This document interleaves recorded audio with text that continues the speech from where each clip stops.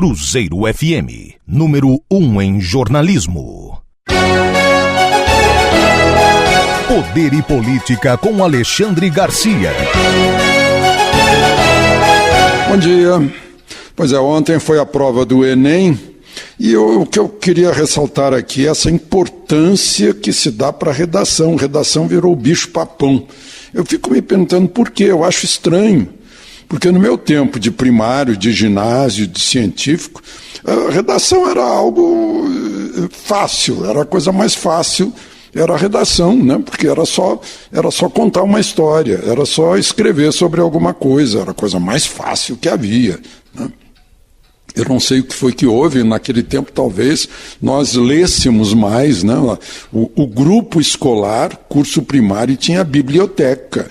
E a gente frequentava a biblioteca, né? Quando um dos alunos fazia aniversário, recebia de presente livros, né? Era a nossa distração, né? A gente lia muito Monteiro Lobato, aqueles autores brasileiros mais voltados ao público infantil, né? Depois no ginásio a leitura já subia para a literatura policial e tal, né? No científico a gente já estava entrando aí lendo os filósofos e tal para poder conversar, né? Eu lembro que a gente lia muito os filósofos ingleses na época do científico, e discutia o assunto, né? A gente lia Shakespeare, mas eu não sei o que foi que houve. Hoje a redação passou a ser o bicho-papão, né?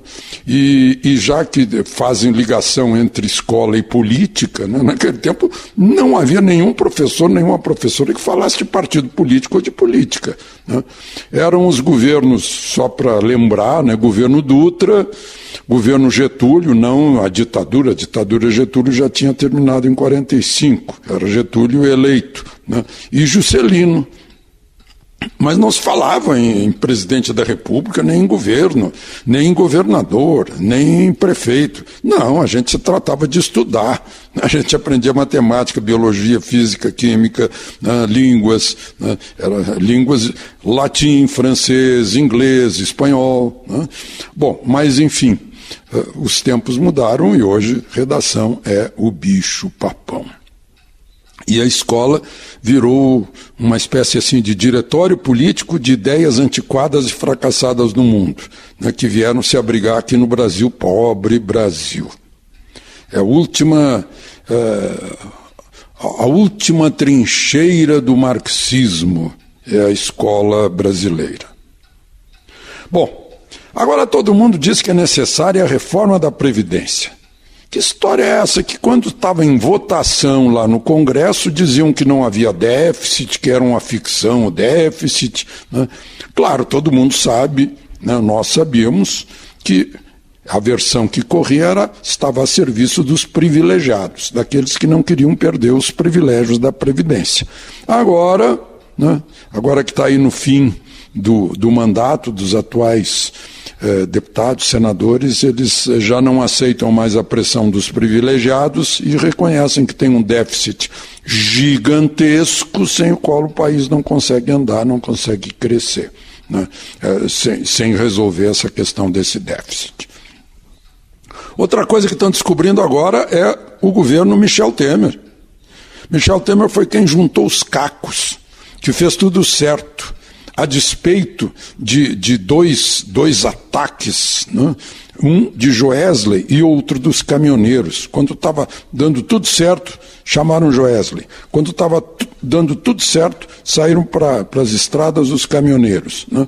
Agora, foi quase uma mágica. Ele recebeu a maior recessão da história, com 11 milhões de desempregados, a maior corrupção de todos os tempos. E agora as pessoas estão reconhecendo que fez as coisas certas. Agora para chamar atenção sobre a importância do seu voto. A gente recém saiu de uma eleição. Em Três Ranchos, Goiás, aquela cidade turística de Goiás, à beira da represa do rio Paranaíba, né? E em Pontão, no Rio Grande do Sul, Bolsonaro ganhou por 1 voto. Né? Em Três Ranchos deu 1.183 a 1.182. e em Pontão, 1297 a 1296. Isso mostra a força do seu voto, porque cada eleitor de Bolsonaro nesses dois municípios pode se considerar o autor do voto da vitória. Só para a gente pensar nisso, pensar na importância do voto. Por falar em Bolsonaro, ontem ele foi ao culto na Igreja Batista, perto da casa dele, agradeceu por ter sobrevivido àquela facada, por falar nisso, já que ele não conseguiu entregar a sobra de campanha para a Santa Casa de Juiz de Fora, as pessoas estão mandando dinheiro para a Santa Casa de Juiz de Fora, dinheiro que gostariam de ter mandado para a campanha de Bolsonaro. O pastor lá falando disse que Bolsonaro resgata o patriotismo brasileiro. E eu confesso que fiz uma busca, não encontrei, porque eu fiquei curioso para saber se Haddad e Manuela foram à missa ontem, porque ontem era dia de missa. De Brasília, Alexandre Garcia.